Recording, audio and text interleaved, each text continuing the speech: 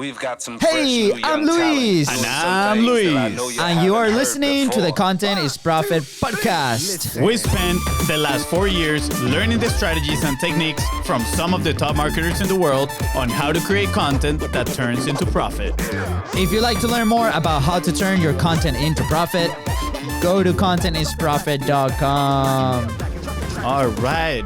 What are we learning today? Today, guys, we're going to talk about how we increase our revenue 6x our revenue, but not only from last year, but from the 4 previous years since we started our business. Yes. Right? This was one of the elements that we dove in head first and has helped tremendously. I think we can still improve it a little bit more. Well, I think we dove head first when we went all in on BIZBROS. But I think, and this is a warning for those that are listening, this is a topic that is often overlooked, is often learned at the very beginning of the entrepreneurial journey, but it is probably one of the concepts that people overlook the most. And then they go and they learn it and they say, I wish I would have paid attention a few years ago. Yeah. So, all right, guys. I think it's going to be a good one. I love it. That was fire. Yeah. By the way, the intro today, I think we nailed it. We nailed it. Yeah, for those that are listening, we do our intros live every single time. I don't know. I think it gets us in the mood. Rolling. Yeah. So, if you're listening, please don't forget to subscribe. Smash that subscribe button. Follow us on social media. Yeah. You can find us at BIZBROSGO on Instagram and Facebook. If you send us a DM there, we are happy to answer. We are actually taking like live Instagram calls today. We actually had one really cool one. So if you guys have anything to say about content, have any specific questions, feel free to send them there. And we're happy to do a live call on Instagram. Yeah. If you want to support the BIZBROS and Content is Profit, all we ask for you is to just subscribe, leave us a review, and if possible, share it with everybody. Love it. All right, we want to get started? Let's do it. Let's rolling. All right, Fonzi, so you actually came up with the topic today, right? So tell me, like, why is this so dear to you or to us? I think it's dear to everybody that's making that has a business because, well, first of all, I feel like people go into business to solve a problem, right? And I honestly don't know of anybody that has gone into a business to solve a problem of a person that they don't like, right? So this concept that we're going to be talking about today, it's about how can I do business in an enjoyable way because I'm working with the person that I want, right? But not only the person that I want, but the person that I'm working with, they want and they are craving to work with us as well, right? In this case, they're craving to work with you, the listener. So I'm actually gonna tell the story a little bit first on like how I heard this. Yeah. So when we started our business, right, 4 years back, I was reading .com secrets from Russell Brunson. At this point, we started our social media agency. Actually, did we start? No, I don't think we started our social media agency at this point yet, but we were educating ourselves in everything direct response marketing. Mm-hmm. And I was sitting on Panda Express, I was reading .com secrets, and my mind was blown away. I was like, dude, this book is so freaking cool. And I've always had in my mind when we were trying to build a business or businesses, t-shirts, stickers. I was like, how do we find the people that we want to sell this? Yeah. Right. And at the same time, it's like, I don't want to work with someone that is like annoying. That is the reason I'm not in a corporate job because I don't want to have a boss that's annoying. Right. So like, why am I going to go get clients that I don't like? Yeah. But that was always in my mind. Like, this is very, very confusing.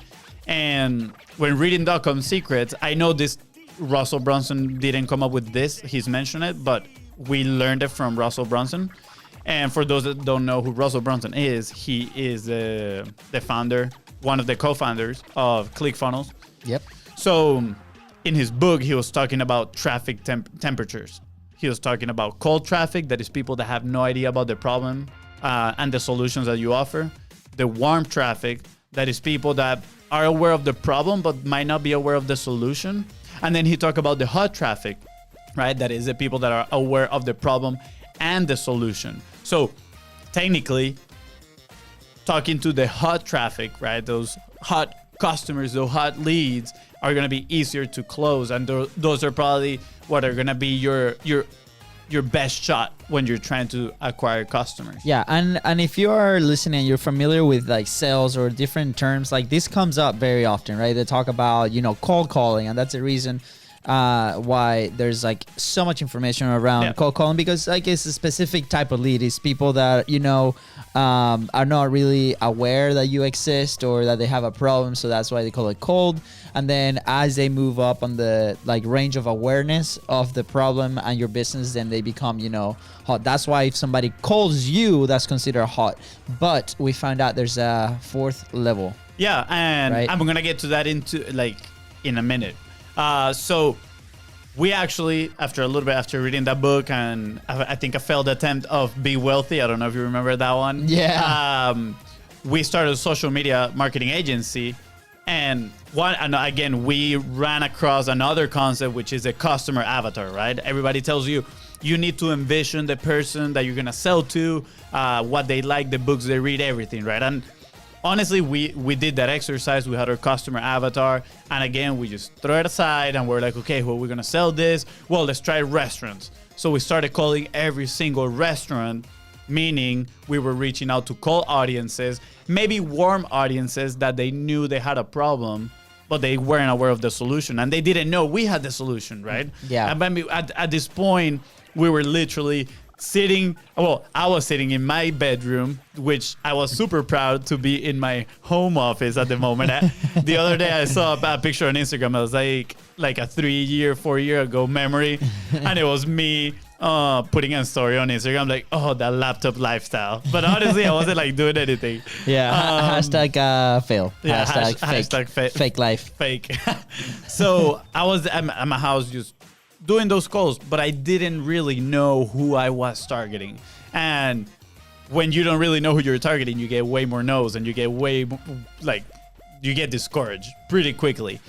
Yeah. Because I mean, think about it. Like if you have been either on the content game or selling something, right? I'm sure at some point you felt like you were talking to a wall, just because phone gets like hung up on you. Nobody pays attention to your message. Nobody pays attention to your content, right? Yep. And like Fonzie just said, like you can feel very discouraged to the point that a lot of people like close their businesses very quickly because of this reason.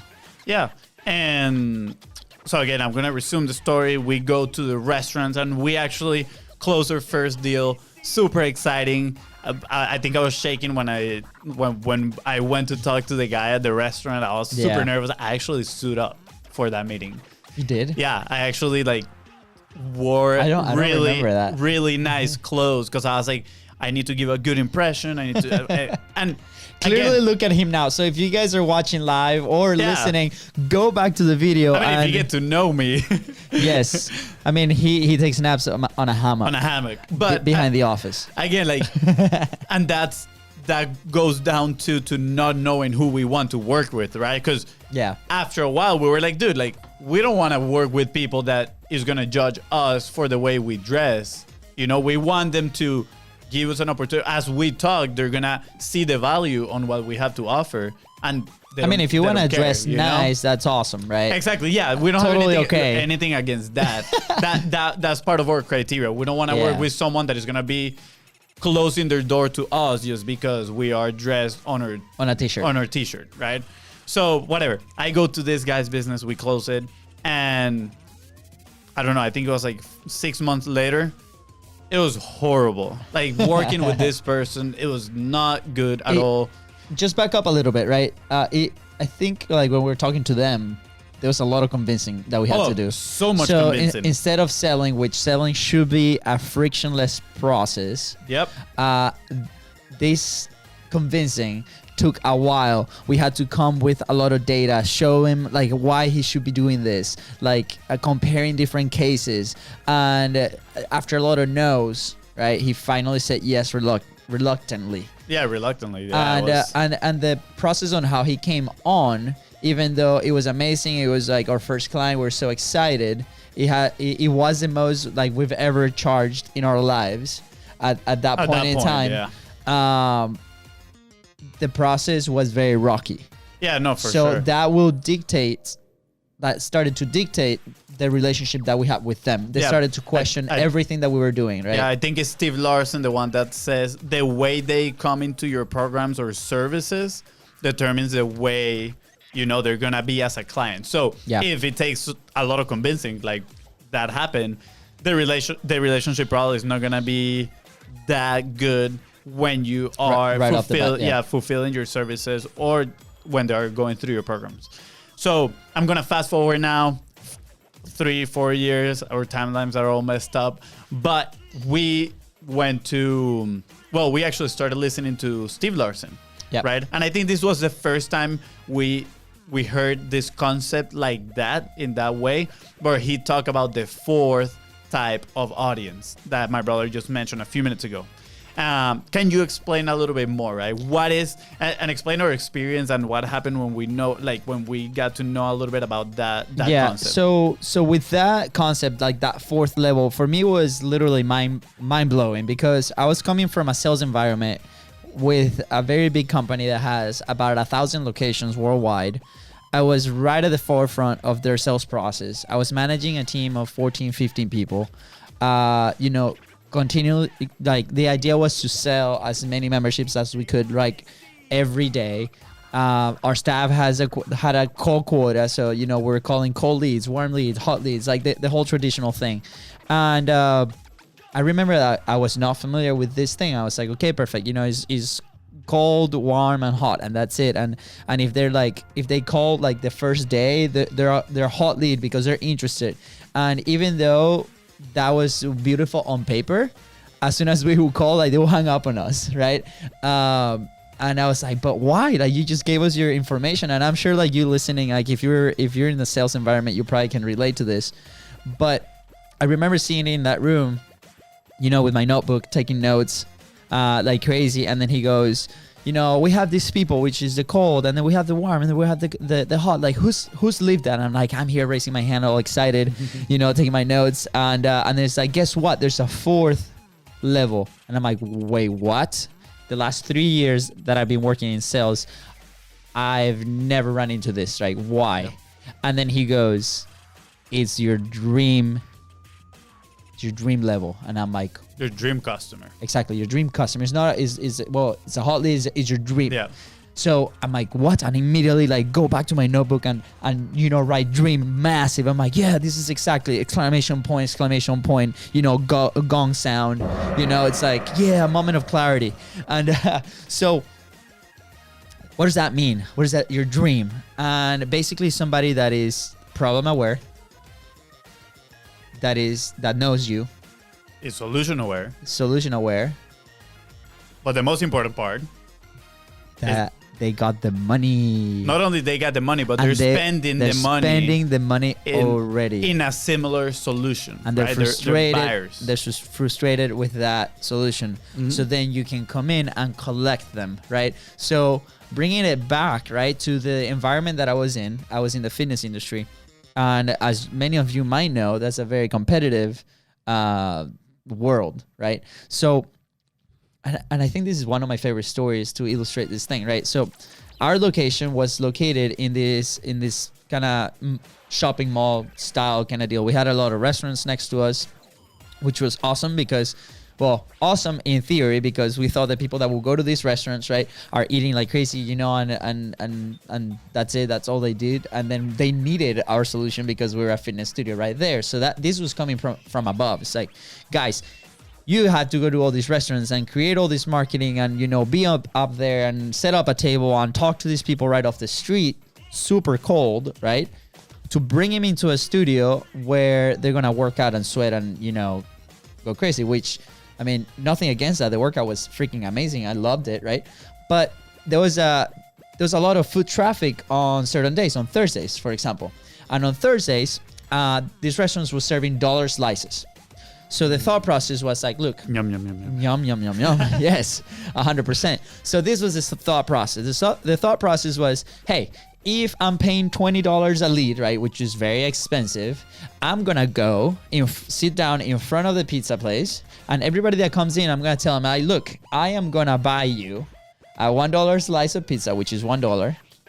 So I'm not paying 20 if you give me your information. So the pizza is on me if you give me your information, right? So I can later reach out to you so you can come in for a workout. So I'm paying $1 lead versus a $20 lead. Genius on paper, right? Guess what? The people that are coming to this restaurant are going to purchase a $1 slice.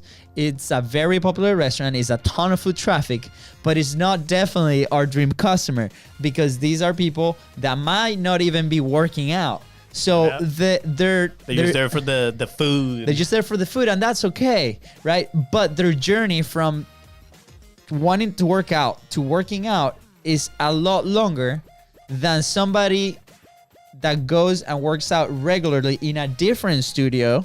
Yep.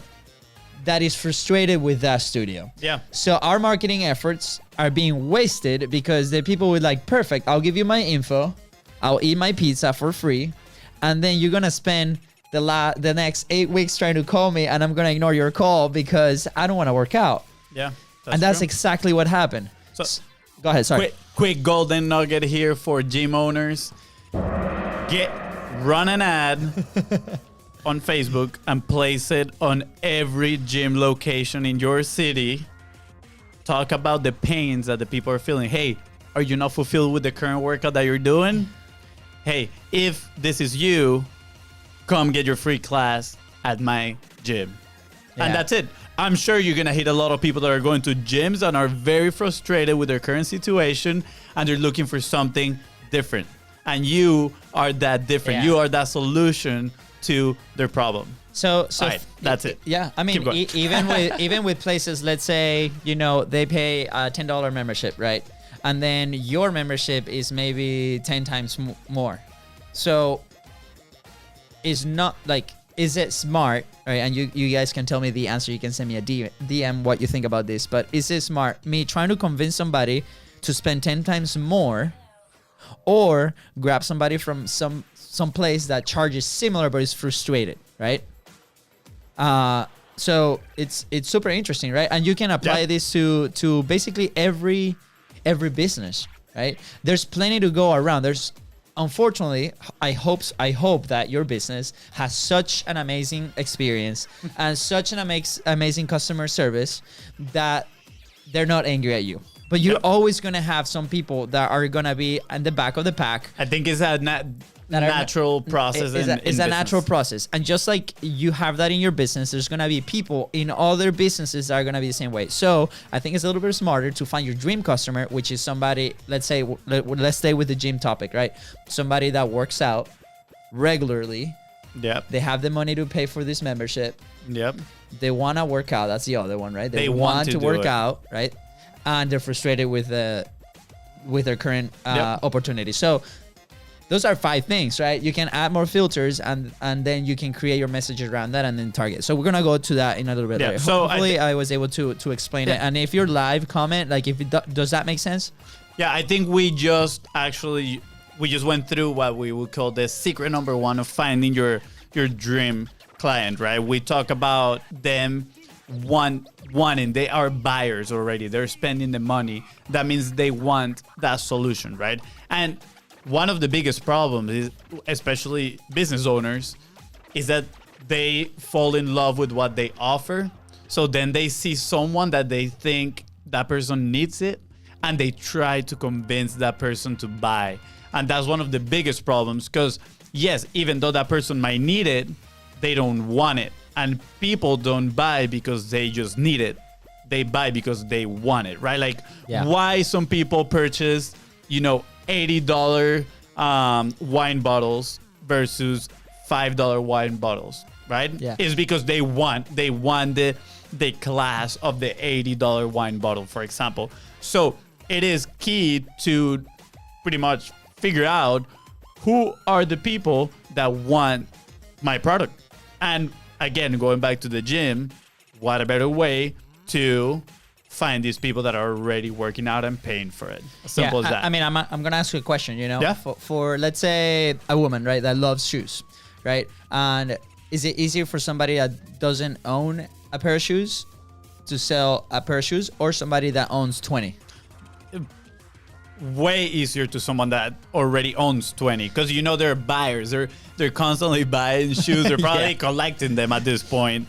So if you're gonna sell it to someone that has no shoes, or let's say one pair, right? Someone that you know is super conservative, they're probably gonna give it some thought, and you're probably gonna have to do some convincing for them to buy it. Yeah. So we actually have comments coming in on our live feed. So thank you so much for commenting. We're actually gonna dive in. We can actually dive into those questions right after we finish with the episode. We appreciate it. So if you have some time, we would love to actually answer these questions in our Facebook Just Live. stick around, and then after the episode, we'll 100%. stay live on Facebook and we'll answer all those questions. Awesome. Thank you again for participating. And if you're listening, try to tune in Monday, Wednesdays, and Friday. We actually record these episodes live, and we're happy to take on your questions. And don't forget to subscribe. Yeah. All right. Like, comment. Continue, Fonzie. Now we know that we need to sell to those people that want our solution, right? Not just needs it, but they want it. They want it. Right? And here I'm going to go to, I'll say, problem number 2 that a lot of people find themselves in. When we have businesses, we're like, yes, I'm going to sell to everybody. You know, everybody's my client. And it's like, no. Nightmare. And that was one of our problems. Where like, Yeah. we went into an industry where we're going to be a social media marketing agency for restaurants. That was, again, 4 years ago. And we started calling every single restaurant out there. And that is the Every single wrong one. approach. You know, like, we were just being like greedy at that point. We're like, oh, we want everybody's business. So I think it is important that we can accept that we cannot serve everyone, right? And that's actually gonna make our life easier. Because again, I'm gonna give the example of fast forward 4 years from that social media marketing agency, and we are back in today, and we finally discover, in part, I think we're constantly rediscovering. There's always an improvement process. An ongoing process. But now we are super clear of who we want to work with, right? Again, a few months ago, we decided to do content momentum, which is we're turning these macro pieces of content into the micro assets so people can share their message and turn their content into profit. So just like, let's walk the listeners, right, and the audience. Wait, give me one second. Hold that question right there, because I want to go. I want to. Where's the whip? Hold it right there. All right. So, because I want to go back to one of our clients, right, that we started working with, and at this point we're ready. We had the same offering that we have right now, but for one difference, right? We were doing the recording for them, yeah. We were bringing the cameras, you know, every single the whole time. Production, yeah, like once a month or once every 2 months, we would have to pack everything, you know, rent some cameras, go there a few hours early, set it up, tell them what to say, and not only that, but like then you have to struggle with them not being comfortable in front of the camera, you having to coach them on what to say, their tones and their voice, and I want to be clear, right? Like, there's nothing wrong with that. Like, there's people that are really, really, really good that we know, that we adore, that do this kind of work. Yeah. But for us, that was friction. It was not worth the friction. Yeah, totally. Again, exactly. Some people love doing this type of work. Yeah, and that's totally okay. Yeah, and we're happy to refer them to you if you are interested. Exactly. And we enjoyed it for a while. It was not fun. Gonna lie, but it got to a point where we're like, you know what, like, maybe we don't want to do the recording. So again, we started asking ourselves, then who's that dream customer that we want to serve? If we don't, like, because now I don't want to go out there and sell content momentum and having to go and film all the content. Yeah. Well, first off, I mean, at the time we didn't have the bandwidth to, let's say we onboard 10 new clients in 1 month. We do not have the bandwidth to operate at that level. Yeah. So that was a friction moment that was blocking our sales process. Totally. Yeah. So, I mean, what did we do, right? Like, yes. Actually, tell me more. Tell me. actually, it's a fun story because Tell me, FONZI. we were asking ourselves the question, but it wasn't until we met someone at it was the Great Nate. Monday Baby, right? Monday Baby. Monday yeah. Baby. It's Monday Baby. It wasn't until that event that it was like it became clear to us who our dream customer was, right? And Yeah. we were at Monday Baby, which is a Steve Larson event right before Funnel Hacking Live. For those that are listening, Funnel Hacking Live is the yearly event of ClickFunnels. The bomb. It's amazing. If you haven't been, we totally recommend it.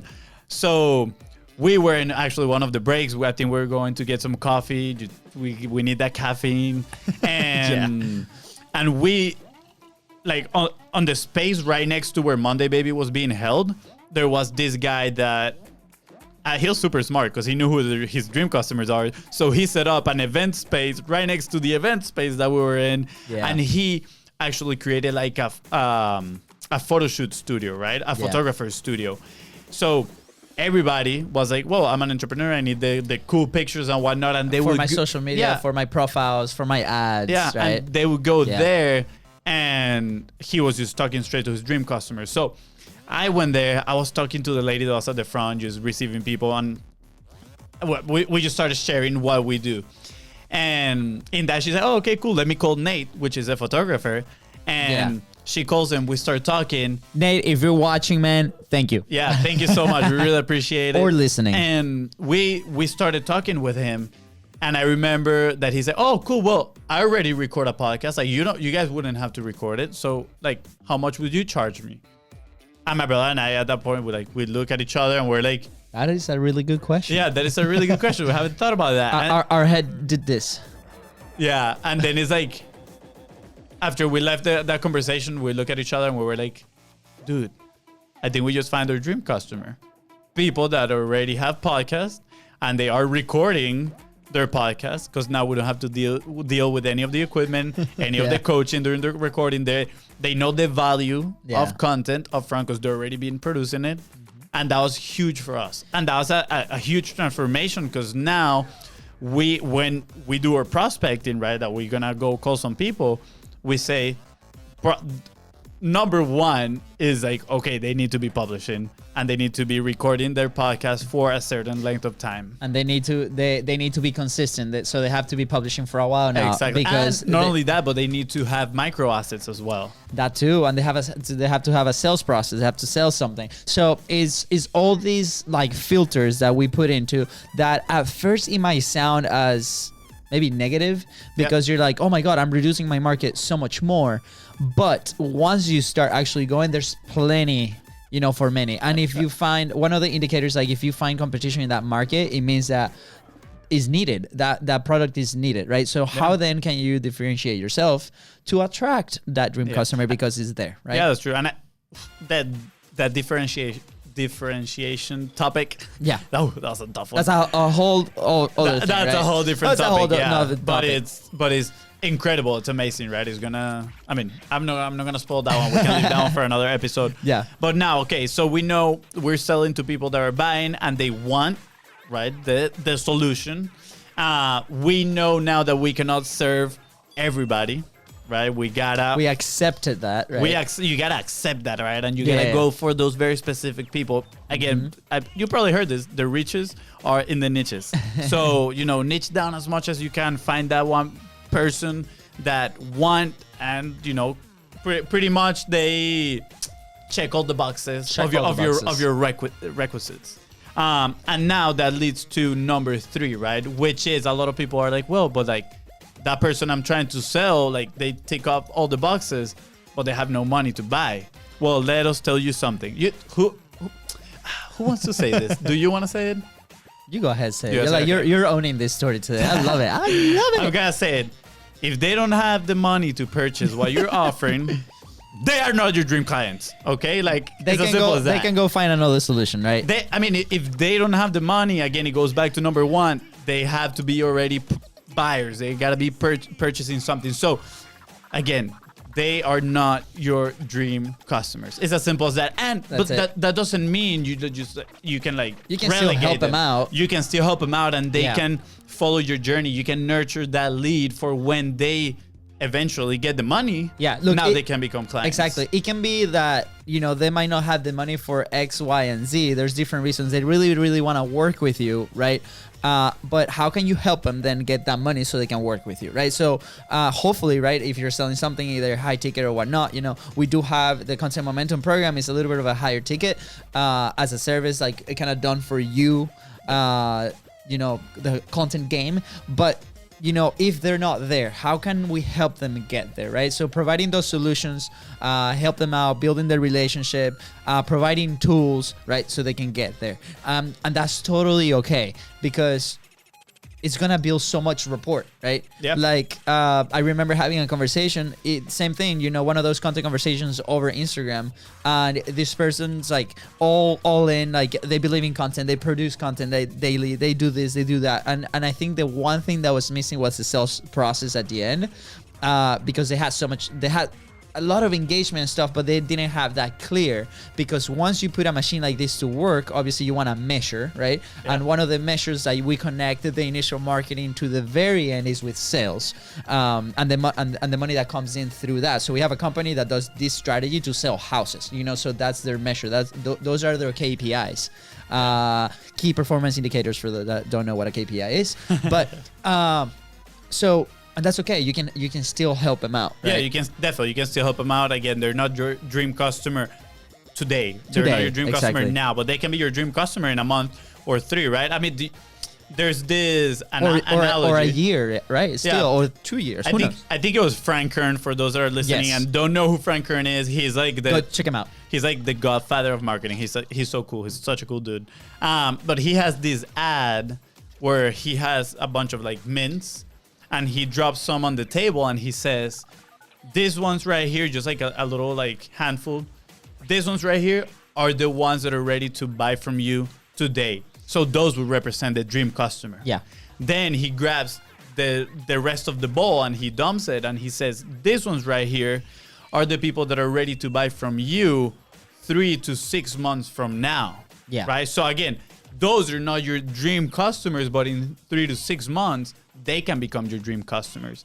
And then he grabs a huge box and he just dumps it on the table. And he's like, and those over there are the ones that are ready to buy from you probably over a year from now, right? So that is to illustrate. That was a massive gong moment. That was a massive gong moment. And that is to illustrate that, you know, like, yes, there's people that are ready to buy right now, but they're the minority. So also do not, you know, relegate the other people. I don't know if that's the right word, but like don't forget about the other ones. Like still nurture them and keep them in your pipeline. Yeah. So I want to like circle back because we have like 2 or 3 minutes left here in this episode on how can you relate your content to this, right? So obviously your marketing, your content, all your strategy is the beginning, right, of that sale. Yep. So if you want to sell to your dream customer, then you have to communicate to your dream customer. So once you've decided who that person is with all those filters, you have to craft your message in a way that you're talking directly to that person that's ready to buy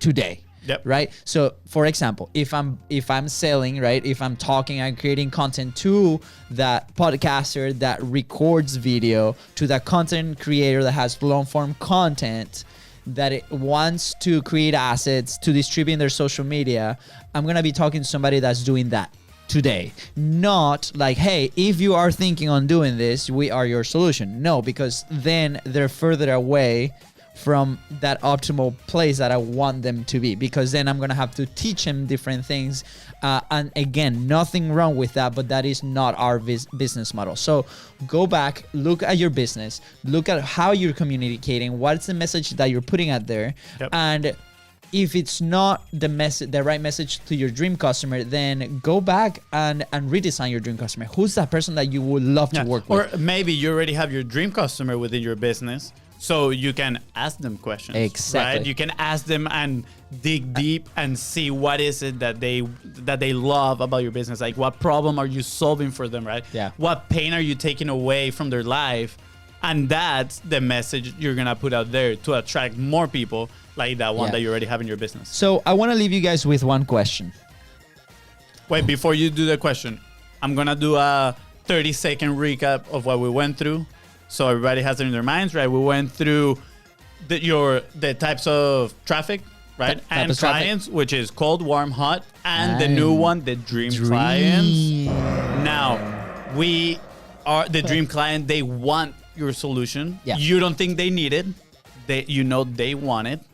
Now, we're not operating from a place of need, and we are trying to serve everybody. Yep. We are, kind of like segmentating the people, and we know exactly who we're talking about with a very specific set of characteristics. And the last one is that if they don't have the money to buy from you now, They might not be your dream customer. they might not be your dream customers, and it's okay. 'Cause Awesome. They can become your dream So customers. the big question is like, how do you find them, right? And I'm gonna ask you a question that might help you solve that, because every time that we've consulted, every time that we work with different businesses, this is the question that goes, oh, okay, that makes sense, right? But before I do that, I want you guys to subscribe. Please hit the subscribe button. Follow us in social media at BIZBROS Go. We're happy to share any questions, any answers of all the marketing and content secrets that you want to know. And please share it with people. Share it with fellow business owners that you feel like they need this, right? Again, if you know someone that's stuck finding their dream client, right? Like, send them the episode. Send them the episode. So again, smash that subscribe button. And now I'm gonna ask you the question. The question is, who is that person that you can get success for them or result for them the fastest with the least friction possible? Who is the person that you can get results the fastest with the least friction possible? All right, guys, I think we're done here. I think we're done. Thank you so much. Facebook people, stay, because we're about to answer all those questions live. And with that being said, we're out of here. We're out of here, But guys. Thank you so much. We really appreciate it. Again, if you want to support us, share this podcast with everybody. Give us a 5-star review and subscribe. Yeah, thank you guys. All right. We love See ya. you and happy enjoy your weekend. Yeah. Bye.